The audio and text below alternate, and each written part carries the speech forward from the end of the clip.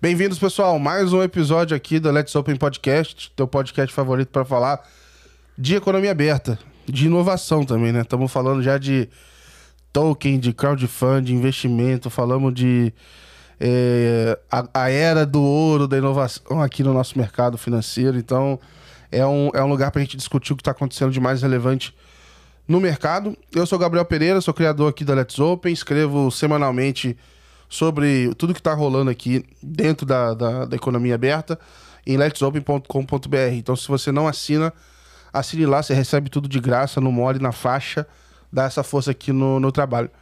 Dentro do podcast, vocês já sabem, a gente conversa com várias pessoas de lugares diferentes, vários formatos. A ideia é que a gente tenha aqui boas conversas para entender um pouquinho mais desse ecossistema que é feito a milhares e milhares e milhares de mãos. Então, para continuar esse papo hoje, chamei um cara que conhece muito também, escreve pra caramba, traz um monte de novidade, tá super envolvido, engajado. Acho que a gente começou a escrever praticamente na mesma época, já trouxe ele aqui quando a gente fazia o episódio online e agora de fato tô trazendo ele para ser entrevistado.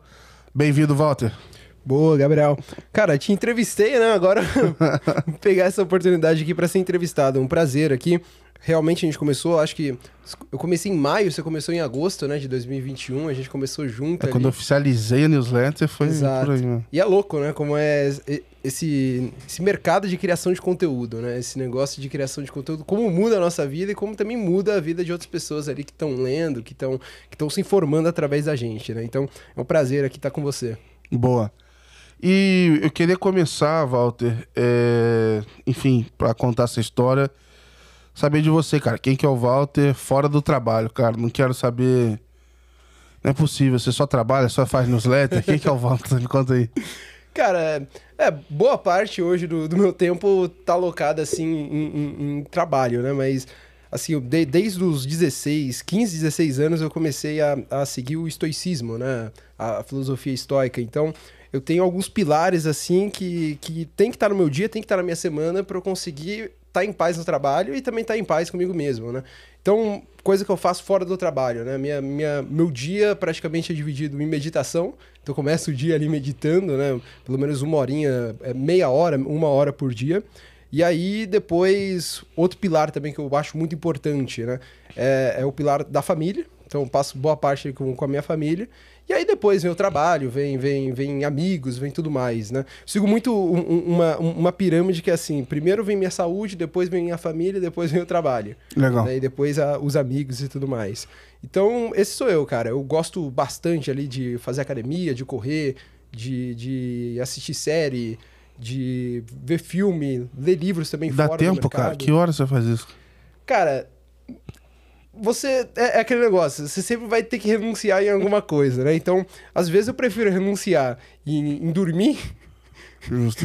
do que ficar, sei lá, mal informado ou achar que algum desses pilares aí que eu tô cultuando tá meio que desequilibrado.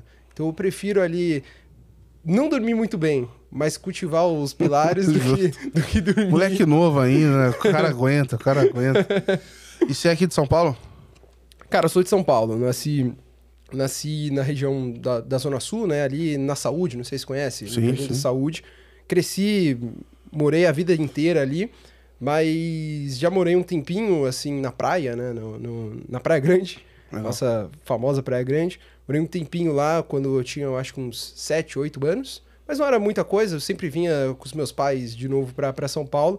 Mas foi uma época, assim, que a gente passou lá justamente para amenizar ali a mente da minha família, né? Minha família estava trabalhando muito naquela época e a gente acabou indo um pouquinho para a praia ali, passar alguns meses lá na praia morando. Legal. Também tive essa experiência aí de morar na praia, fiz na pandemia. Na pandemia? Fiquei 1 ano lá no Guarujá. Cara, foi muito bom, assim. Eu saí porque... Por conta de trabalho, assim, tava migrando e tal, e aí eu queria estar no presencial. Sim. Tinha acabado de começar na Tropei, a Tropei tava com 30 e poucas pessoas, eu falei, putz, cara, vou... E, cara, quero ver isso de perto, assim, sabe? É muito louco isso, porque quando você pega antes da pandemia, se você estivesse fora de São Paulo, você estava fora do mundo. Você não conseguia evoluir tanto em sentido de carreira, de network e tudo mais. Mas hoje, depois da pandemia e depois com o home office, você consegue muito bem ter o mesmo network ali que você teria antes da pandemia, com a mesma qualidade, só que a diferença é que você tá morando num lugar que você gosta, né? Cara, e eu tô justamente agora voltando a fazer esse movimento, assim, eu vou... Você vai voltar... Não sei quando esse episódio vai ao ar, mas eu volto vou voltar pro interior do Rio. Você vai estar no Rio quando...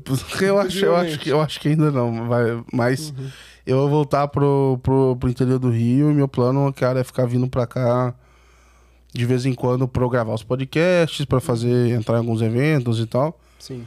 Mas muito que nisso, assim, porque, cara, sendo bem sincero, de segunda a sexta, cara, é muito puxado, enfim. E eu tô aqui em São Paulo há 10 anos, a sensação é que, cara, esse negócio não para nunca. Sim. E aí não é problema de São Paulo, é como eu lido com São Paulo, que eu acho que, cara, não é saudável pra mim, assim, sabe? É como você nasceu, acho que no Rio, você tem uma outra experiência. Ah, mas né? é que eu sou do interior do Rio, então assim, lá não tem praia, não tem nada. Então assim... Mas é isso, cara. Deu 7 e pouco, 8 da noite, parece que tudo para, entendeu? Aqui não, cara. Eu tá começando às 7 horas da cara, noite. eu tô sempre dormindo, cara. Parece que eu tô numa discussão dentro da minha mente. Tá passando um filme, uma série na minha cabeça. E aí, cara, eu acordo e falo, cara, eu não descansei nada. Eu tô sempre igual... Já viu aquele meme do cara no metrô? Que ele tá revoltado com alguma coisa. Eu falo, pô, eu tô tipo aquele cara, mano. Tô sempre revoltado com o negócio. Mas, cara, eu acho que vai muito também de vivência, né? Por exemplo, se você vive até, sei lá, 19 anos no interior ou na praia, você vai ter mais dificuldade de se acomodar com a realidade de cidade grande. Porque eu falo isso porque eu tive dificuldade de me acomodar com a realidade de cidade pequena ou de praia. Porque a minha mente, ela sempre foi uma mente agitada conforme a cidade é. Então, sempre foi uma mente que consumia muita informação, queria ter o acesso a todas as informações e tudo mais. E quando você nasce, eu acho que no campo, né? Você nasce mais distante, assim, das metrópoles, de cidade grande, você tem o costume ali de viver mais o momento presente. Então, não é que você vai ser ignorante no sentido de não consumir informação, mas você não vai consumir tanta informação ao mesmo tempo como um cara que nasceu em cidade grande. Você vai ter uma mente talvez mais equilibrada ali, menos agitada nesse sentido. E é uma parada assim... Ao mesmo tempo que eu acho que eu sou sociável demais para São Paulo. Não estar aqui me facilita dizer não para um monte de coisa. Me facilita dizer não para muita coisa. Exato. Especialmente vai o recado aqui, a galera do Open Banking aí, que, cara... O pessoal faz happy hour de segunda a sexta, cara. Não tem condição, meu irmão. Foda. É tipo assim, esse dia teve uma semana no grupo que tinha um na segunda-feira. Marcaram um outro, eu acho que pra terça, tava meio miado, e tinha um outro na sexta. Eu falei, rapaziada... Não é Open Bank, né? É Open Bar. É Open Bar, é Open Bar. Falei, galera, eu não dou conta, não tem como acompanhar vocês, cara. Mas me conta aí... Da parte de trabalho agora, assim, com o que você procurou estudar, o que foram seus interesses aí, que te enveredou pro caminho que você seguiu hoje, assim, cara? Cara, eu acho que a gente já conversou isso, né, em off uma vez. Eu comecei ali empreendendo com 13 anos. Eu acho que eu te contei lá do TVNet. Sim. TVNet foi uma experiência meio que radical no sentido de... Era ilegal, era uma coisa ilegal que eu tava fazendo. Já prescreveu. Já prescreveu, não. Já não vou mais preso. E aí o que aconteceu? O TVNet era o quê? Quando você queria assistir filme online na internet, você tinha o Torrent ou você tinha o Mega Filmes HD. Que foi o pessoal. Peraí, esse que era o Clique? Não. O Clique é outro. Ah, tá bom. Aí o TVNet, lá em 2013, eu tava começando a aprender a programar, HTML e tudo mais.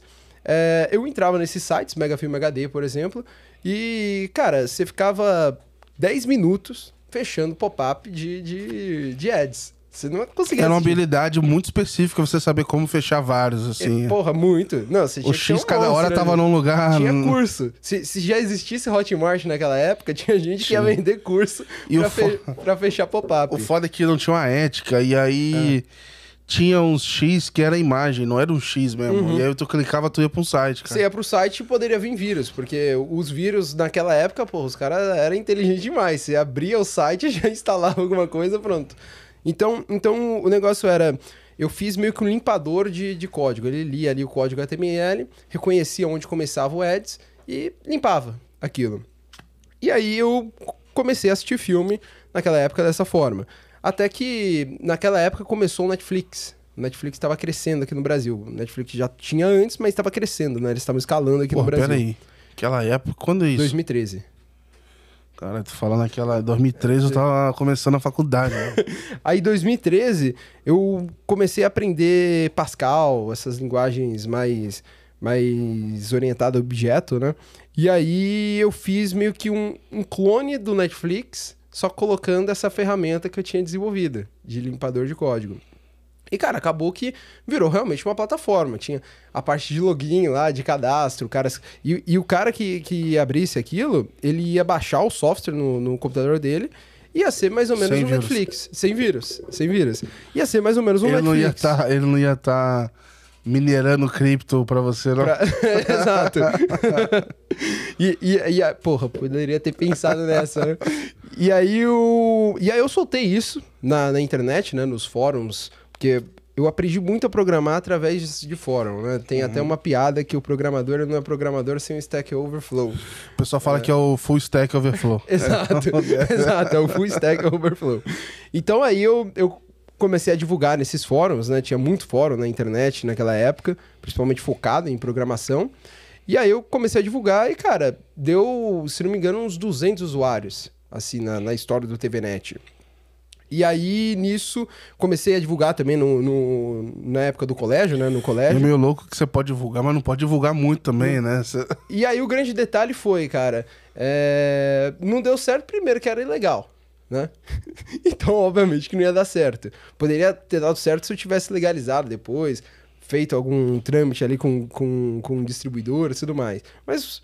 Poxa, 13 anos, você não tem capacidade mental pra pensar nisso. Não, é mais fácil você fazer dinheiro com anúncio do que com o próprio... Não, só que o anúncio também ia ser ruim, né? O objeto da plataforma... Só que o anúncio também ia ser ruim, porque o anúncio eu ia estar ganhando dinheiro em cima da pirataria. É um anúncio num site. O site tem um objeto estranho lá no meio. E aí... Provavelmente o anunciante ia ser um anunciante estranho também. Exato.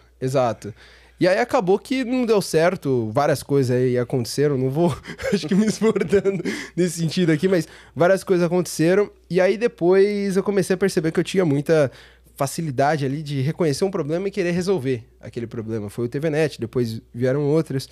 E aí nisso, em 2020, na pandemia, dando um salto aí, em 2020 eu tinha acabado de sair de um estágio, não tinha curtido muito o estágio, fiquei poucos meses lá.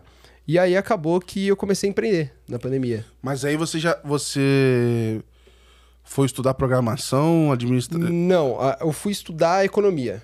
Tá bom. Eu entrei na faculdade de economia. E aí, na faculdade de economia, por que eu fui fazer economia? Sempre gostei de entender como funciona o mercado financeiro, a economia de fato. Eu comecei a me interessar mesmo em 2008, quando teve a crise de 2008. Era um pirralho. O que é isso, cara?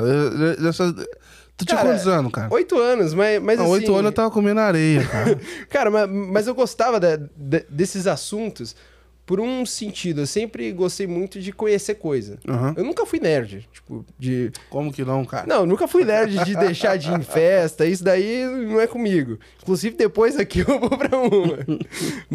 mas assim, o grande detalhe era que eu sempre quis conhecer as coisas para ajudar os outros. Uhum. A newsletter veio disso. Depois eu falo um pouquinho da newsletter, mas a newsletter veio disso. Ela veio de um interesse meu de conhecer as coisas, conhecer como funcionava e depois transmitir isso para os outros. E aí eu fui fazer economia. Em economia a gente aprende um monte de coisa que, do ponto de vista prático, não é útil. Uhum. Né? Você aprende muita coisa aí que não é muito útil. Mas que no final do dia, no final ali, quando você está fazendo alguma coisa, você consegue encaixar as pecinhas e consegue meio que ligar os pontos, né? Igualzinho o Steve Jobs fala, de conectar os pontos. Então, o grande detalhe é que quando eu comecei a empreender em 2020, eu tinha pego um pouco daquela experiência do TVNet e de outras que eu tinha tido passado e comecei a fazer uma plataforma que ajudava os comerciantes, né, que estavam todos fechados na época, ali em março de 2020, começo da pandemia, a continuarem vendendo mesmo de porta fechada. E ali, cara, foi meio que uma aula de economia na prática. Porque foi também uma aula de empreendedorismo, mas foi mais uma aula de constatação econômica no sentido de que, poxa, eu conhecia a desigualdade do Brasil, eu conversava com gente que entrava na plataforma, poxa, o cara com mal conexão de internet, não tinha conta bancária, morava numa casa que dividia com 9 pessoas, às vezes, porque o nosso público, no O2 Comércio, que era essa iniciativa, era exatamente o público pequeno empreendedor, mas aquele empreendedor individual, MEI. Não era um comércio, de fato. Então, era a Dona Maria que... Era Let's Open. A Let's Open, exato. E era a Dona Maria que vendia, poxa, um ateliê e queria vender isso para as pessoas. Então, a plataforma, ela começou de forma, eu pensando grande, querendo fazer um e-commerce, só que até que eu fui entender que a necessidade do cara, no final do dia, era um catálogo que ele poderia disponibilizar o link no WhatsApp, divulgar o catálogo e o cara fechava ali pela plataforma e depois passava o dinheiro, né, a conta corrente pelo próprio WhatsApp. Então, o grande detalhe foi que nisso eu descobri 3 coisas, né? Primeiro, tinha muita gente desbancarizada no Brasil. Isso a gente está falando de uma época que não tinha Pix. Então, a gente está falando de maio ali de 2020. Continua tendo muita, né? Teve até um... O pessoal da Caixa foi meio fanfarrão, eu achei, nessa aqui, de dizer que todo mundo que tinha o Caixa Tem era bancarizado, assim. E até eu ouvi uma expressão, foi a Ingrid que falou, mas não falando da Caixa, falando do mal bancarizado. Isso, o cara tem um app lá, mas na prática ele não tá... Porque... Depois eu volto aqui para a história, mas o grande detalhe, só que se aproveitou isso, é que o Banco Central brasileiro, ele começa a entender o que é a inclusão financeira quando lá em 2009 ele muda o conceito de inclusão financeira para cidadania financeira. Então tem a diferença, por exemplo, saiu uma pesquisa em 2020, nessa época eu estava empreendendo, lá da Mastercard falando que 40 milhões de latinos tinham sido bancarizados pelos programas sociais. Né, auxílio emergencial aqui no Brasil, ingresso solidário lá na Colômbia, se eu não me engano. E, cara, tem um negócio que é você bancarizar esse cara e o cara só ter a conta, mas não usar. E tem o conceito de que o cara, ele foi bancarizado, você educou o cara e o cara usa todos os produtos financeiros. Ou seja, ele tem uma cidadania financeira, ele ganha uma cidadania. Justo. Então, assim, quando o Banco Central ele muda ali o conceito, ele muda também o conceito de objetivo que ele quer atingir com a inclusão financeira, né? Então, enquanto eu estava empreendendo, eu fui percebendo isso, esse gap que tinha aqui no Brasil de inclusão financeira, né? E fui percebendo a realidade que a gente vivia. Poxa, gente que não tinha acesso a crédito, porque não tem bens de garantia, a gente tem um problema aqui, país emergente mesmo, que é a falta de escritura. Né? Muitas vezes a pessoa não tem a escritura da casa dela, não pode dar entrada no empréstimo, né? Então você tem todo esse problema que vai configurando um cenário que impossibilita a pessoa de entrar no sistema bancário, né? E aí quando eu fui percebendo isso, lá em dezembro de 2020, eu estava conversando com um investidor que tinha me descoberto no LinkedIn, pela O2, e na época o meu LinkedIn não era nem metade do que é hoje. Eu acho que na época eu tinha uns 600 seguidores e não era nem ativo. Postava umas coisas lá, meu pai e mais uma pessoa aleatória curtia. Né? E provavelmente era amigo do meu pai que aparecia pro cara. Então, assim, não era muito ativo. O cara me conheceu, a gente foi conversando. E aí, no final ali de 2020, o cara me veio com a proposta. Olha, eu tô disposto a te ajudar a escalar isso. A gente monta uma empresa mesmo. Mas assim, eu quero saber se você está disposto a abrir mão de coisa no seu futuro para empreender. E cara, 2020, tava na faculdade ainda, tava, eu acho que 5º semestre da faculdade, já me formei agora, né, esse ano, tava no 5º semestre da faculdade, não tinha network nenhum, não conhecia ninguém do mercado. Umas pessoas que eu conhecia, como eu fazia network errado, depois eu posso falar um pouquinho disso. Cara, não era network, não tinha criado conexão, não tinha criado nada, era só... O meu network no passado era, conheço o cara, tenho network, mas não é isso, né, no final do dia. Então, acabou que eu fui pensando, colocando na balança o custo que ia ser, falei, cara, eu sei, o projeto tá escalando, a gente tem uma boa base de usuário, estamos com dificuldade para monetizar, mas isso, com a sua ajuda, eu acho que vai ajudar. Mas, cara, eu não tô disposto a arriscar tudo agora. E então não vou fechar, não vou entrar nessa agora. O cara falou, não, entendo, blá blá blá. quis ali o universo. Um mês depois eu entrei na BFintex, na Associação Brasileira de Fintechs. E aí lá, cara, uniu o útil ao agradável, que foi no sentido, poxa, tô cuidando ali de um setor que tá ajudando a bancarizar esse pessoal que eu descobri que é desbancarizado, a melhorar essa realidade, e tô numa instituição, né, numa organização que me possibilita o contato com mais gente. Ou seja, eu vou concretizar, né? Eu vou seguir atrás, tanto do meu objetivo de melhorar a inclusão financeira, melhorar serviços financeiros, melhorar a realidade das pessoas, como também eu vou seguir meu objetivo de aumentar meu network, aumentar ali minha... Agora basta eu saber fazer network de novo, né? Direito. Então, acabou que ali em 2021, comecinho do ano, eu comecei a trabalhar lá na BFintex. E aí, em março ali de 2021, cheguei com uma ideia de criar uma área de pesquisa lá, né? Que é o ABF Data, que é uma área lá dentro da BFintex que cuida de dados, reports e tudo mais. E aí, acabou que nisso, eu criei em conjunto a minha newsletter, ali em maio de 2021. E a newsletter era mais uma coisa, poxa, eu quero escrever, aqui dentro da BFintex eu estou escrevendo, mas muitas vezes não vai para a rua, né? Porque tem a hierarquia, tem o sentido de marca, você não pode divulgar qualquer coisa. E, cara, eu quero expor minha opinião. E, ao mesmo tempo, eu quero learn in public, né? Eu quero aprender ali fazendo. Então, comecei a escrever a newsletter. E a newsletter, ela veio com 3 objetivos também. O primeiro objetivo era aprender mais do setor. Nunca foi me tornar especialista, nem gosto desse termo. Era mais aprender mesmo. O segundo, ajudar as pessoas do mercado a economizar tempo buscando informação. Então, é igualzinho a Let's Open. O que você faz? Uma curadoria de informação relevante no mercado. E a terceira coisa era aumentar meu network. E aí, nisso, quando eu coloquei esses 3 objetivos na newsletter, isso foi acontecendo meio que de maneira natural, mas aí eu fui percebendo a responsabilidade, coloquei mesmo isso no papel e comecei a seguir ali. Eu defini que o que era cada coisa. E network foi o momento que eu redefini a palavra network para mim. Então, network é o quê? É você ser útil para alguém. E você ser útil para alguém no sentido de que você não vai buscar algo em troca. O algo em troca vem em algum momento, às vezes nem da pessoa. Vem de outra pessoa que é conectada a essa pessoa.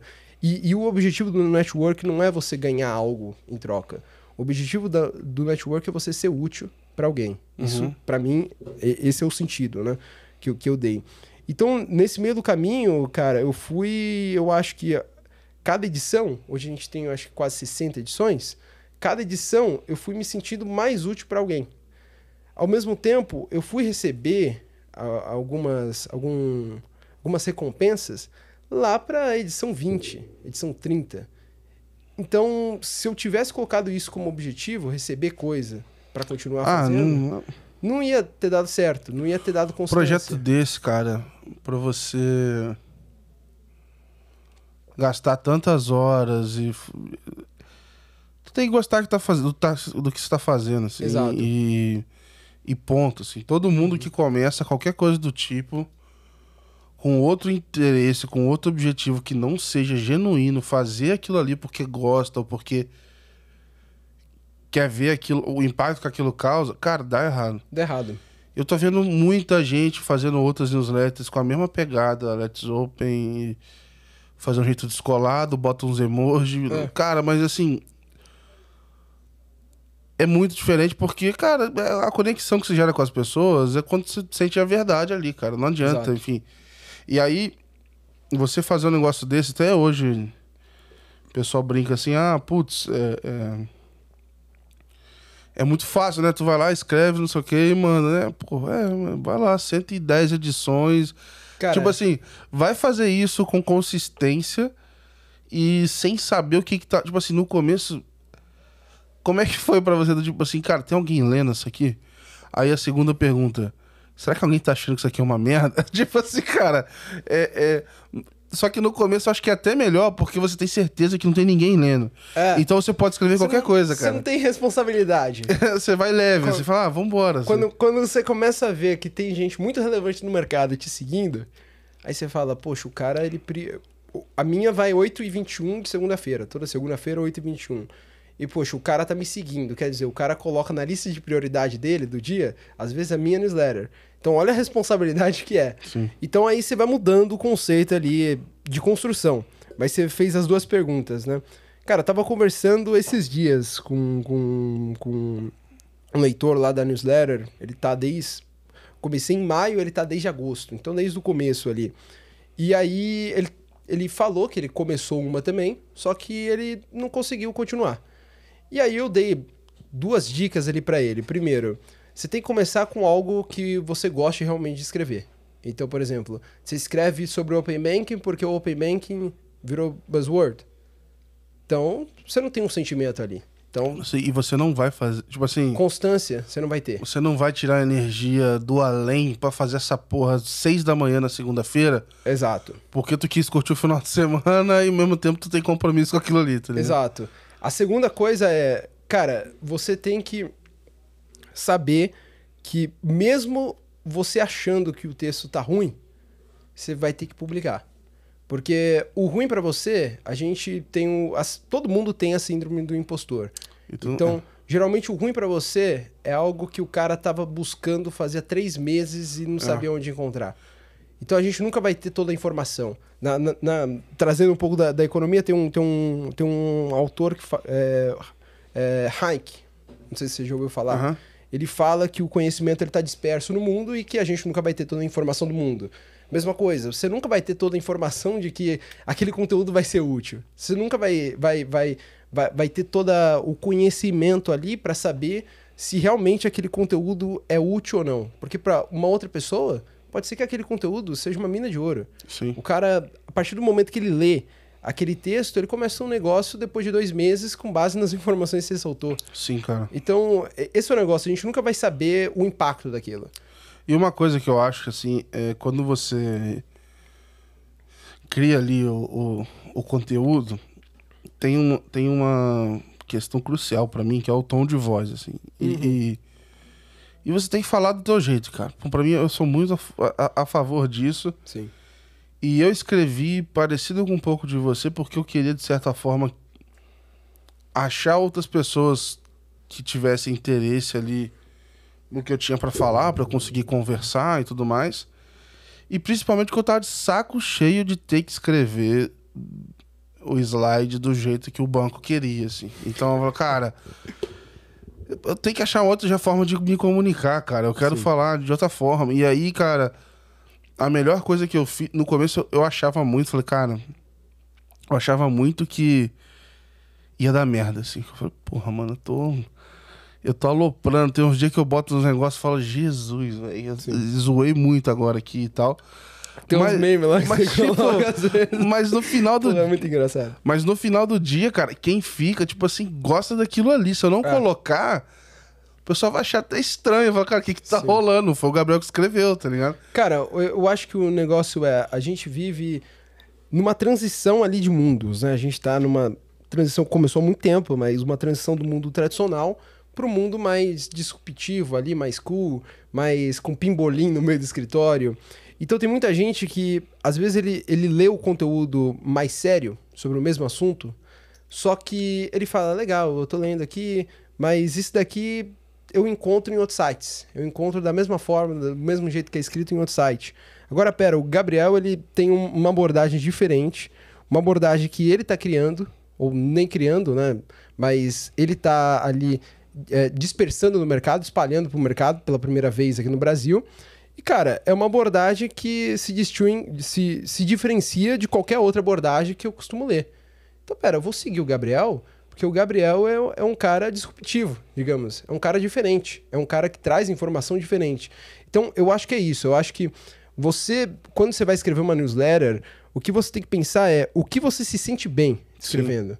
Porque se você for seguir uma manada que tá escrevendo daquele jeito, por 3 motivos. Primeiro, buzzword, então, mercado grande, eu vou escrever sobre Open Bank, mas nem gosto de Open Bank, nem sei o que é. E o problema também não tá em saber o que é ou o que não é, mas sim, você tem interesse genuíno em aprender.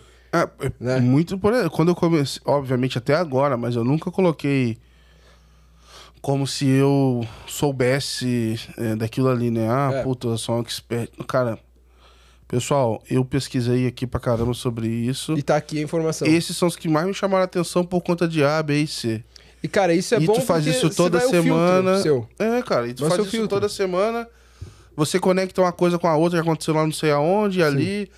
O podcast, cara, é uma mina de conhecer gente nova e de conectar histórias. Uhum. E aí você falou da história do Steve Jobs, né? De conectar os pontos. Uhum. Cara, isso multiplica, é exponencial a quantidade de pontos que tem. É. Então, quando você me fala um assunto qualquer sobre Open Bank, mesmo que eu não tenha a menor ideia do que seja, eu já consigo conectar isso com outro, com alguma coisa que uma pessoa me falou, com outro que deu uma ideia.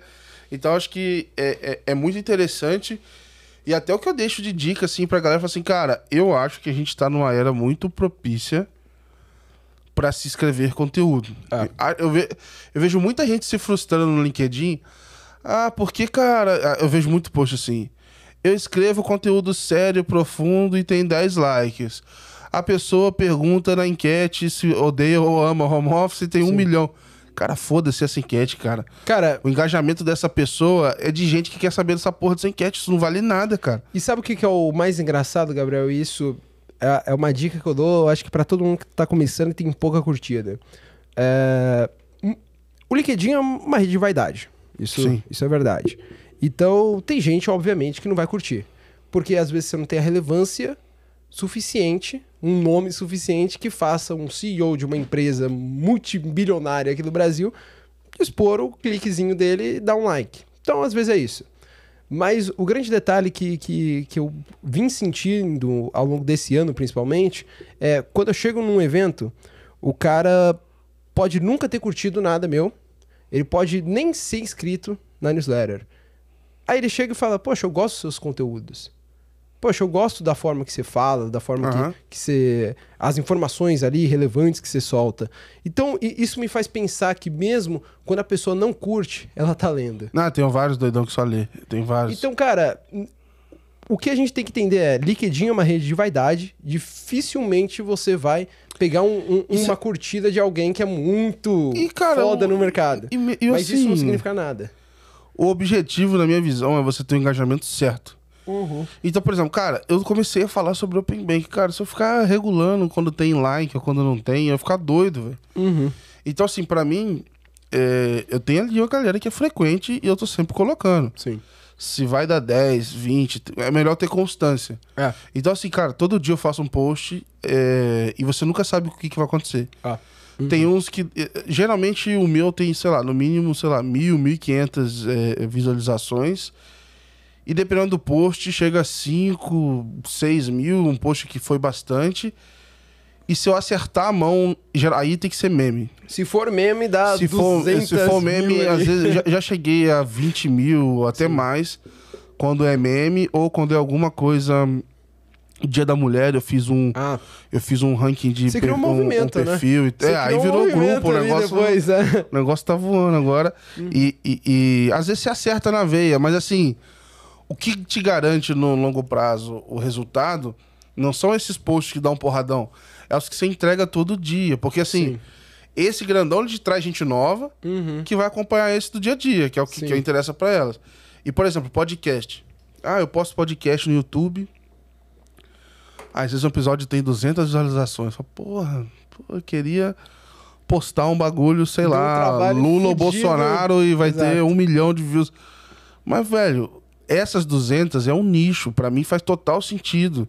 No podcast no Spotify, acho que tem 60 pessoas que escutam semanalmente. Cara, pra mim eu tive um feedback uma vez de uma pessoa que veio aqui.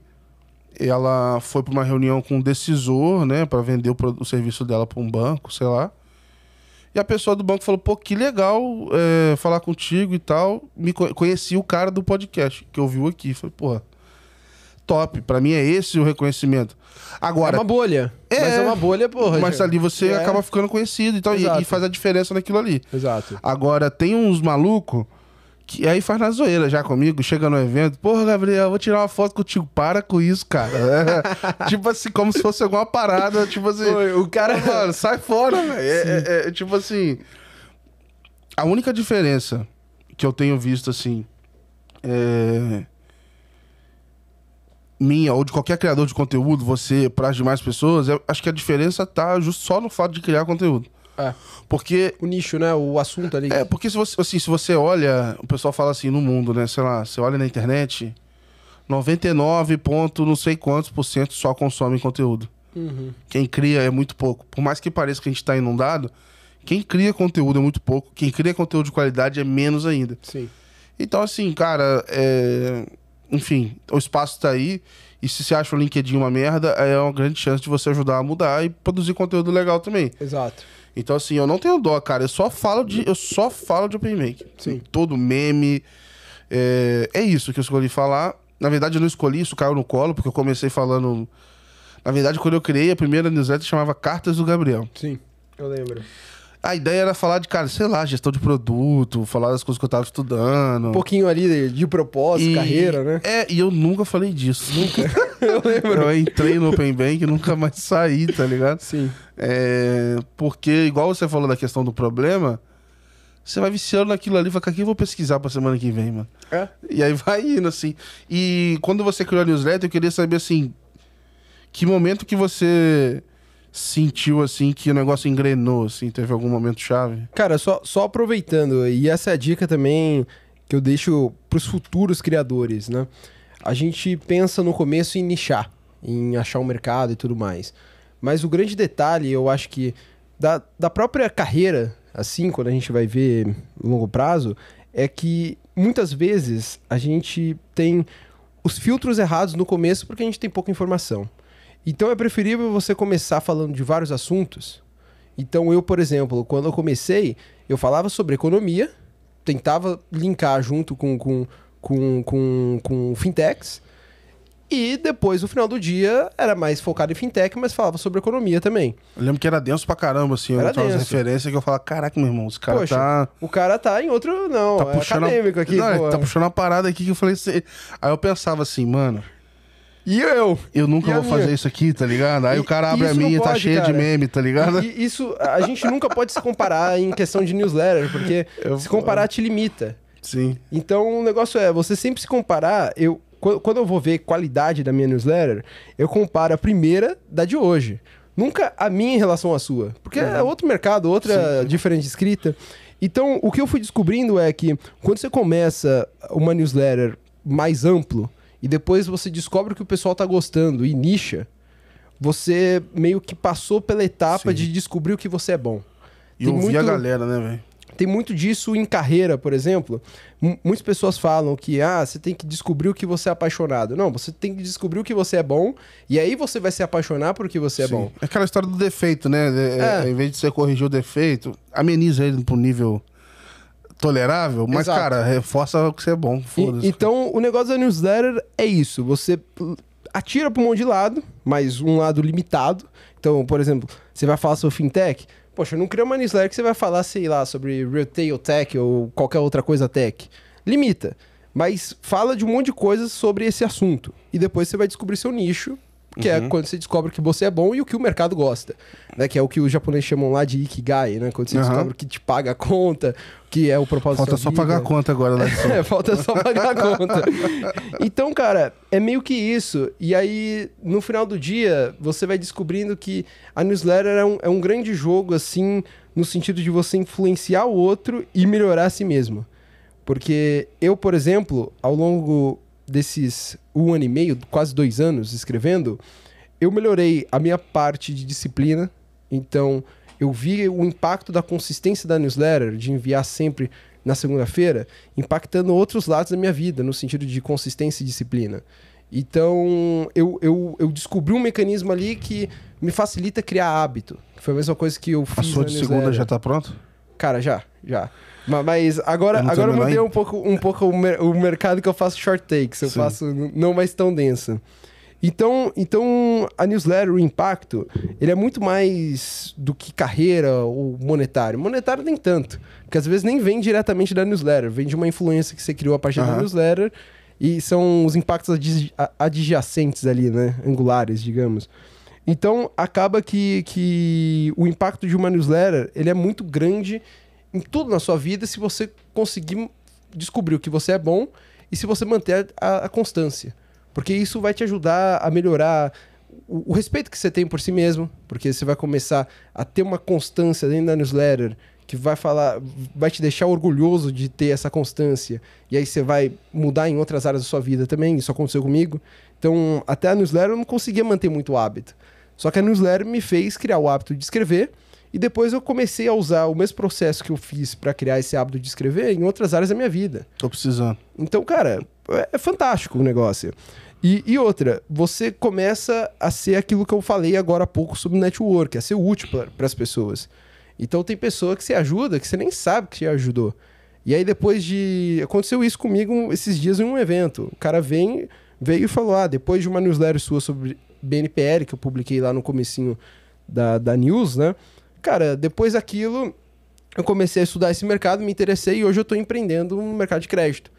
Não foi eu diretamente, mas o cara me usou ali como... Isso pode ter sido bom ou ruim, mano. Sacanagem. Cara, o cara pode tá sendo um agiota aí. Tô zoando, cara. Mas, então, esse é o negócio, né? Você não sabe o impacto que vai ter uma edição. Você não sabe o impacto que vai ter a newsletter como um E é louco, eu sempre publico as que eu mais gosto, geralmente as que menos repercute em termos de engajamento. Cara, teve uma que eu escrevi... Isso, cara. É muito louco isso, cara. Antigamente, eu gastava ali uma semana. Hoje eu gasto, acho que 2 dias, um dia.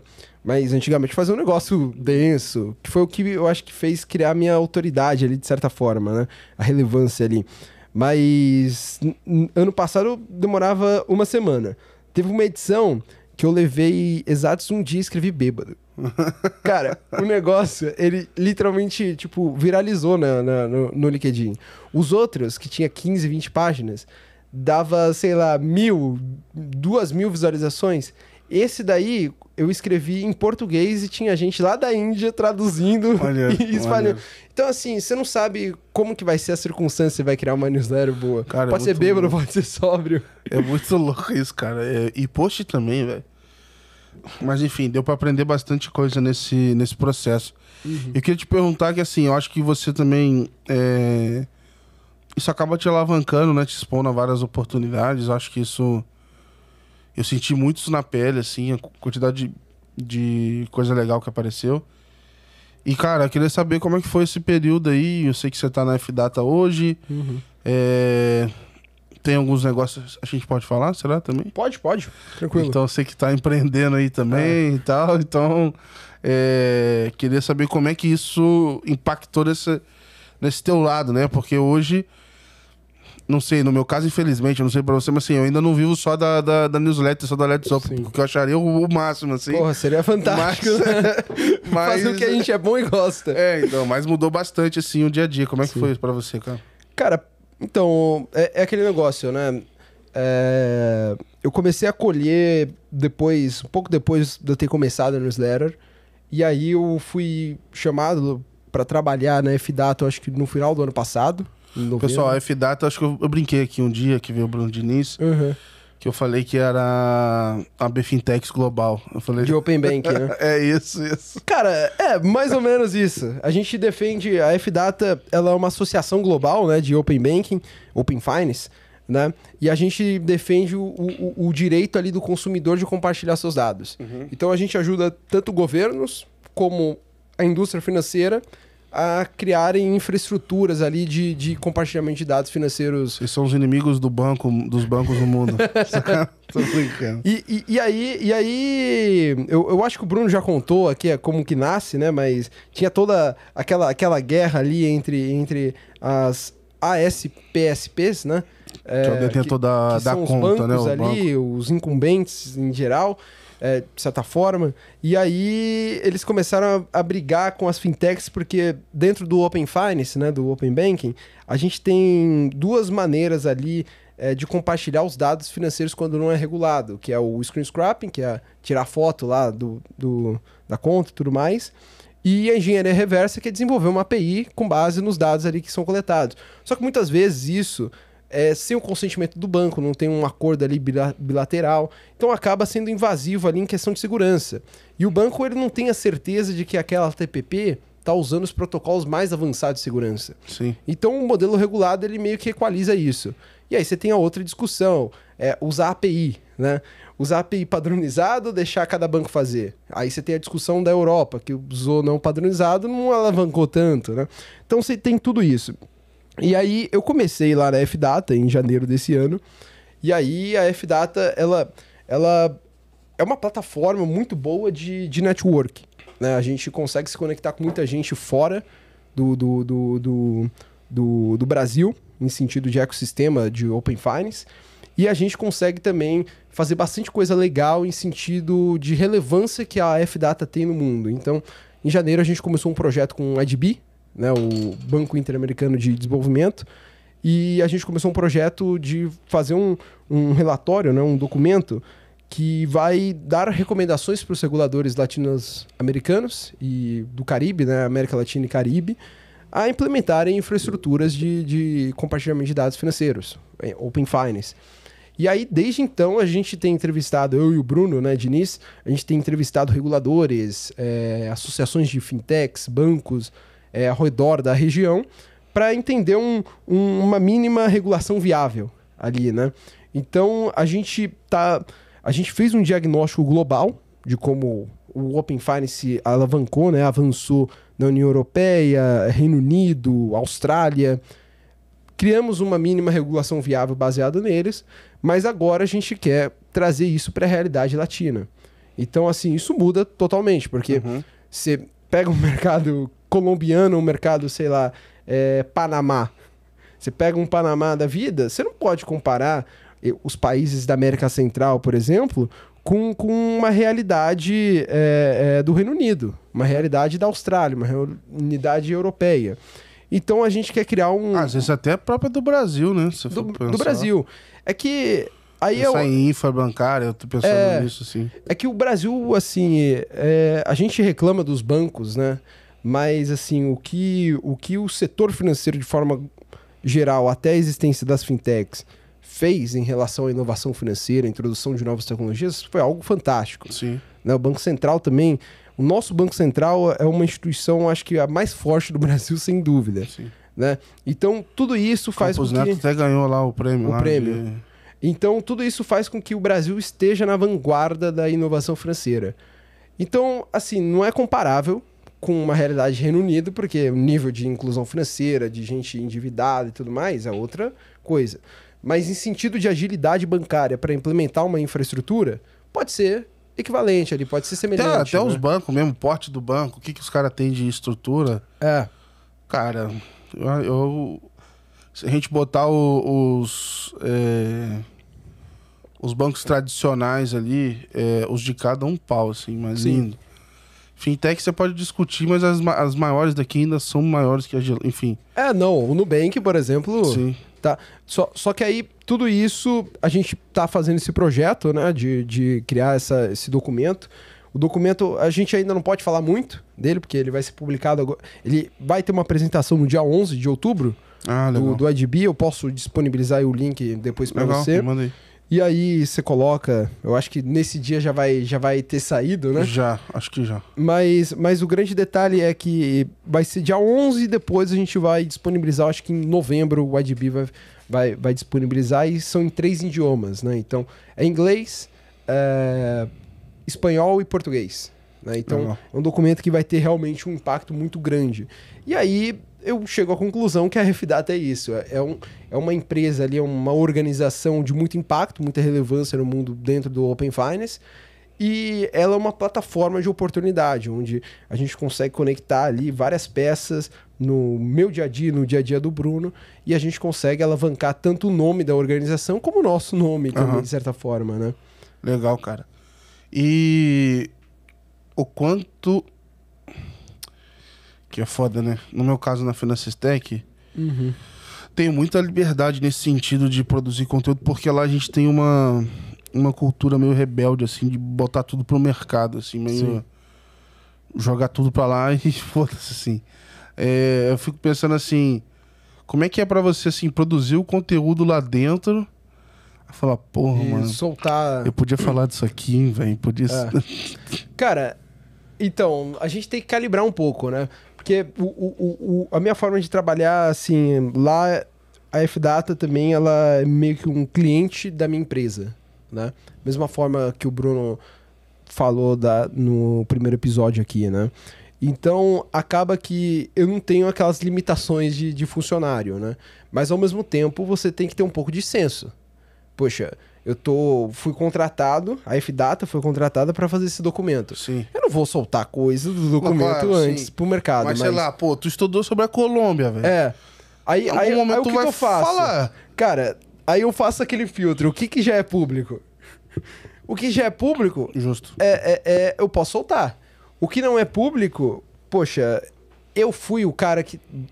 A F-Data foi a instituição ali que viabilizou essa informação? Foi. Então, poxa, eu vou esperar aí o contrato, seguir os trâmites e tudo mais.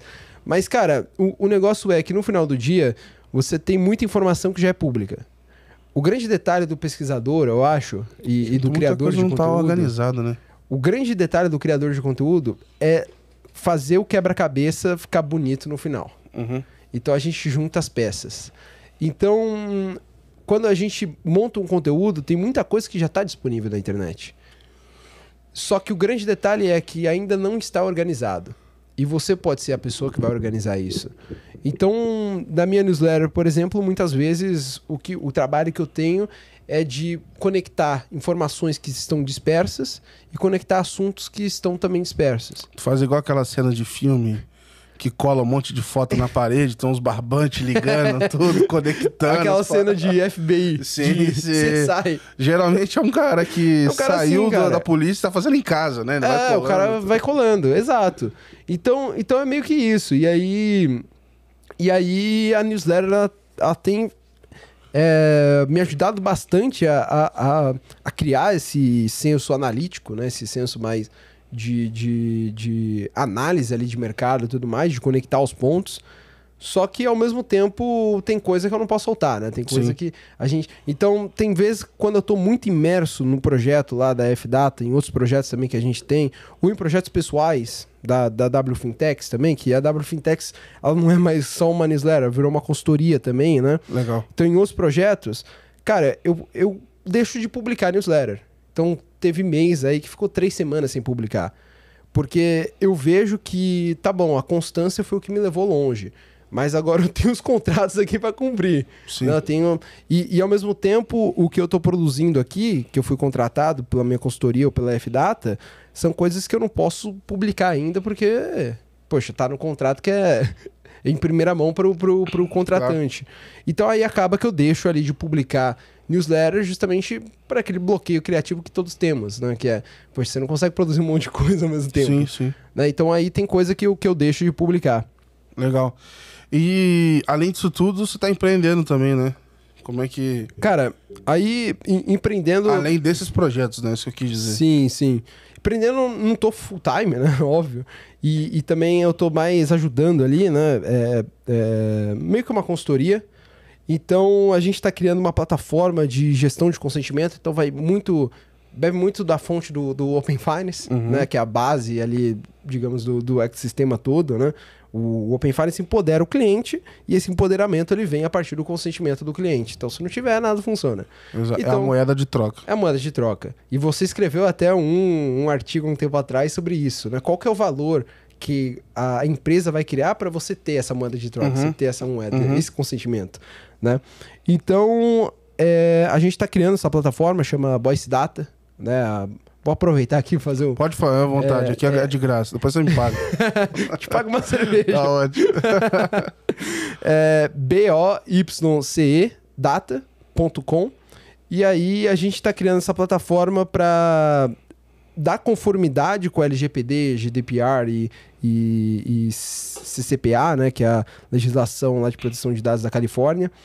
E, ao mesmo tempo, a gente está vendo bastante o mercado de Open Finance no sentido de América Latina. Os países que estão se regulando agora, né? Regulando muitas vezes movimentos market-driven que já existiam, eles estão regulando. E aí a gente está vendo de como entrar nesse mercado também, mas mais para frente. Agora legal. O foco é dar a gestão de cookie para o cara, da parte de gestão de consentimento dentro do aplicativo. Então, quando você baixa o aplicativo, tem lá, li e aceita os termos de uso. Isso daí, hoje, a NPD, ela pede que seja... Sempre pediu, né? Mas não tinha um órgão de proteção ainda, né? Uma agência reguladora de dados. Então, agora a gente armazena esse dado e num processo de auditoria, futuramente, a gente dá meio que uma visão geral ali do que está acontecendo, quais foram os dados coletados e tudo mais, né? E aí, isso a gente começou em maio, né? Em agosto, de fato, desse ano. E aí tá escalando, tá desenvolvendo. Só que a ideia mesmo é lançar oficialmente assim pro mercado em janeiro, né, do ano que vem. Boa. Inclusive, já tô planejando várias coisas aqui da Let's Open pro ano que vem também, enfim. É uma hora boa de ajustar as coisas aqui, cara. Eu quero entrar, se aproveitar que a gente tá indo mais pro final aqui. Quero entrar na futurologia, cara. Tu tá olhando o mercado inteiro, tá falando com gente de tudo que é país aí, vendo conversas de dentro. Pra onde é que você acha que a gente tá indo, cara? Quando você pensa em futuro, o que tá na sua cabeça como um próximo grande passo? Desde coisas mais complexas ou até mais simples, assim, o que você acha que é a grande evolução, algo novo que pode vir, assim, que vai ser importante, assim, pro nosso mercado? Cara, eu vejo, assim, o Open Finance de 3 formas. Da forma mercado-cliente, instituição financeira, mercado-indústria e regulador. Então, do ponto de vista regulatório, quando a gente conversa com países da América Latina e países Brasil, a gente vê que o Open Finance, por ele estar engajado com várias, porque o Open Finance é um ecossistema, então são várias entidades ali se engajando, indústria financeira, consultoria, reguladores.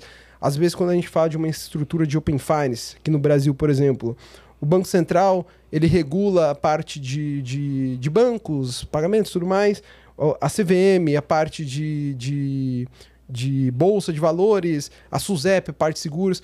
Então, quando a gente fala de um ecossistema de Open Finance, a gente está falando de vários reguladores ali cooperando entre si. Então, do ponto de vista regulatório, que eu vejo o futuro? Quando a gente fala de uma implementação, a gente está falando de um fortalecimento institucional. Então, eu vejo que os países latinos, quando a gente olha para a história, muitas vezes o que fez a América Latina não crescer economicamente foi a fragilidade institucional que a América Latina tem. E o que é a fragilidade institucional? É o descumprimento de contratos. Então, hoje o grande debate está: quem que vai entrar na presidência? Esquerda, direita? Lula, Bolsonaro. Lá no Chile. Esquerda ou direita? Na Colômbia. Cara, você só tem essa dúvida, essa preocupação, quando você não tem instituição forte e você não sabe o que vai vir no governo seguinte.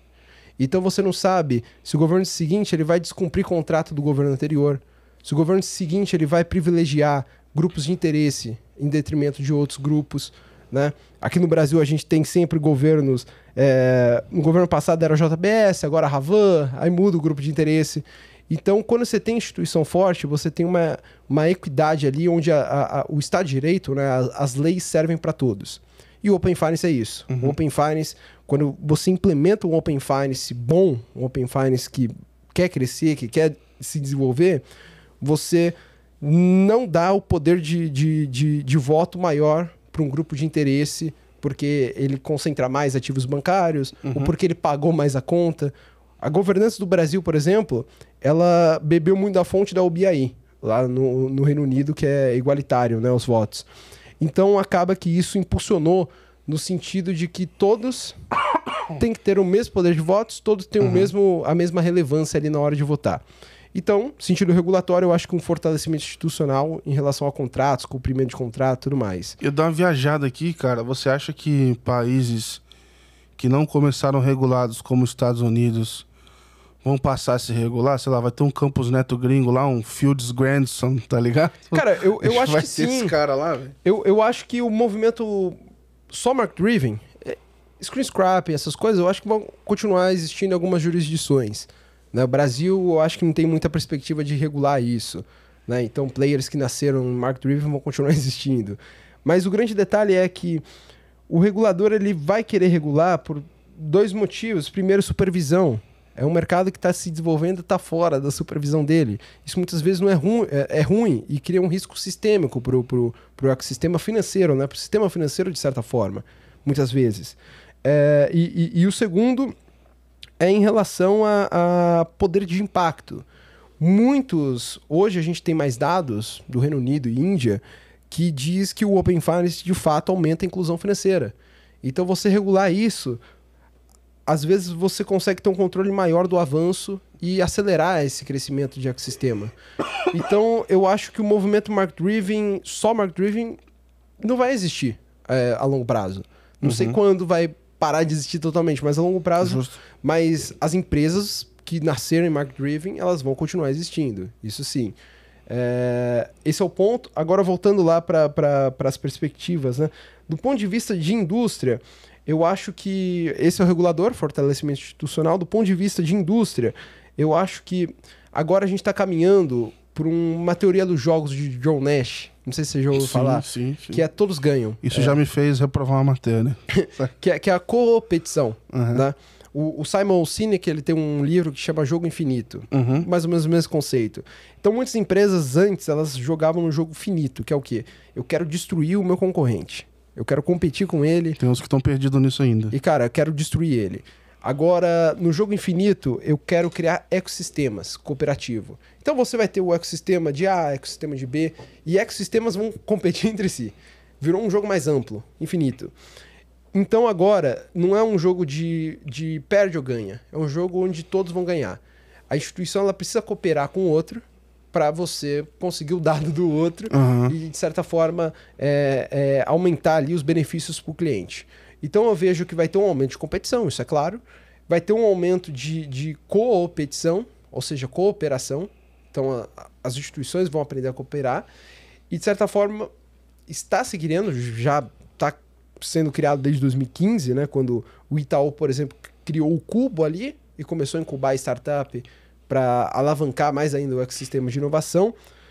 Então, o Open Finance vai intensificar o processo de criação de ecossistemas e vai intensificar a inovação financeira dentro do setor financeiro. Então, eu acredito que pode ser que aconteça que o Itaú e o Bradesco invistam na mesma fintech que estão criando uma solução de Open Finance ou uma solução derivada de Open Finance. Se for olhar aí... Eu acho que já está acontecendo. Já tem rodadas aí com investidores. Vou confirmar aqui, mas quem que são os investidores? A Quanto, acho que tem mais de um banco que investe. A Quanto tem o Itaú, né, que é o fundo, e um outro também. Então, esse é o ponto de vista que eu acredito para a indústria. E para o cliente, cara... Assim, o cliente, eu acho que hoje ele vai começar a sentir o impacto de Open Finance. Eu tenho uma visão que não é pelos... Só para confirmar aqui, ó. Quanto tem o Itaú e o Bradesco. Aí, ó. Então, isso vai se intensificar do meu ponto de vista. Que são, agora, não são mais jogos finitos, mas são jogos infinitos.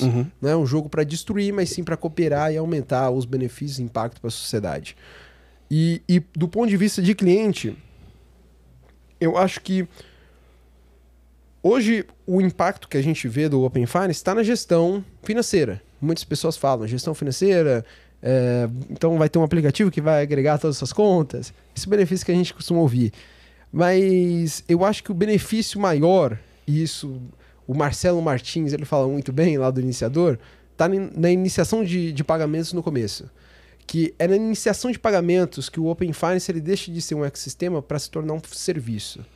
Então, muita gente fala que o Pix deslanchou, o Open Finance não deslanchou. Pera, o Open Finance é uma infraestrutura. Aí isso é um serviço. Aí... Agora, com iniciação de pagamento, o Open Finance, parte do Open Finance, se torna serviço, a sociedade começa a colher os benefícios. Sim. E aí cresce o ecossistema, depois cresce as outras soluções. Então eu acho que, do ponto de vista de cliente, a gente vai ter um processo de pagamentos facilitado, né? E isso o Banco Central ele está muito disposto a fazer. Então, hoje eu brinco, né, que o Banco Central, é uma brincadeira em minha opinião, mas o Banco Central ele quer destruir a indústria de cartão. Né? Então, teve aquela regra de tarifa de intermediação agora, né, aquela que limita lá a tarifa. Quer ver o circo pegar fogo, incentivar a competição. Cara. Competição. E agora tem iniciação de pagamento. O Danilo do Finsiders publicou ontem uma notícia sobre uma nova regra de antecipação de recebíveis. Para fazer funcionar essa... esse negócio aí. Então, o grande detalhe é que serviços de pagamento vão ser facilitados pelo Open Finance, isso é claro. A gente vai ter, do ponto de vista ali de incrementos, né, melhores análises ali em relação à previsão ali do risco de crédito, né, melhores análises na avaliação do risco de crédito. Então, esses são os impactos que eu acredito em médio e longo prazo. Resumindo, do ponto de vista regulador, fortalecimento institucional, vários reguladores ali cooperando com a indústria para desenvolver esse ecossistema, e isso vai impactar em outros setores da economia, principalmente quando a gente fala de uma realidade open data, né? Então, fortalecimento institucional do ponto de vista regulatório, do ponto de vista indústria, empresas agora mudando o jogo para cooperação, não é mais competição, destruir o outro. Não, eu quero cooperar, quero criar um ecossistema com você. É o caso da Quanto, por exemplo, sendo investida pelo Itaú e Bradesco. E o terceiro, do ponto de vista de cliente, tendo melhores benefícios financeiros, né, melhores experiências financeiras e, obviamente, experiências facilitadas ali na hora de pagar, na hora de fazer uma transação financeira. Bom demais, cara. A gente chegou aqui no limite ali. O nosso tempo. Eu quero te agradecer, cara, pela disponibilidade aí, o papo. Sempre bom conversar contigo. Boa. E deixar aberto aí pra você deixar um recado final pra galera. A hora do jabá é agora, fica à vontade aí, cara. Boa. Gabriel, é sempre um prazer aí. A gente sempre conversa, né, sobre muitas coisas pessoalmente. Então é sempre bom agora também registrar a parte da nossa conversa. E pessoal, vou fazer aqui meu jabá. Me sigam na newsletter. Para quem gosta de Open Finance, de Fintech, eu escrevo ali semanalmente sobre isso. É wfintechs.substack.com. No LinkedIn também, eu acho que quando vocês entrarem na newsletter, vocês... Eu vou botar também no link aqui. Meu link. E fico à disposição aí para dúvida, para conversa, para qualquer outra coisa do gênero. Bom demais, cara. Pessoal, é isso. Mais um papo excelente aqui. Obrigado por acompanhar e compartilhe esse episódio, manda no grupo da empresa, do trabalho, dá aquela força aqui, isso ajuda pra caramba. E é isso. Em breve a gente volta com mais um episódio. Valeu!